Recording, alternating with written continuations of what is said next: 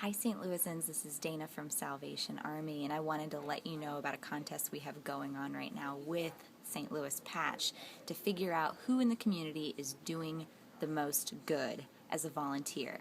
This could be anyone from a regular volunteer at the Humane Society to serving at the soup kitchen once a week, or even just being a really amazing recycler, teaching kids how to garden, whatever it may be. Whoever is doing the most good in the community that you think should be recognized, we want you to be part of this competition.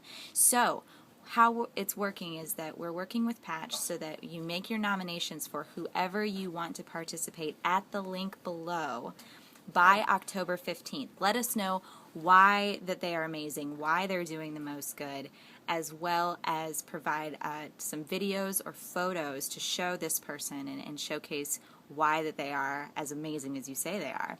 Then we're going to have a voting period to narrow down to semifinalists, highlight each of those semifinalists for a week, vote again for the finalist, and then the winner will be announced at our turkey tweet up at the Moonrise Hotel on November 15th from 10 a.m. to 2 p.m.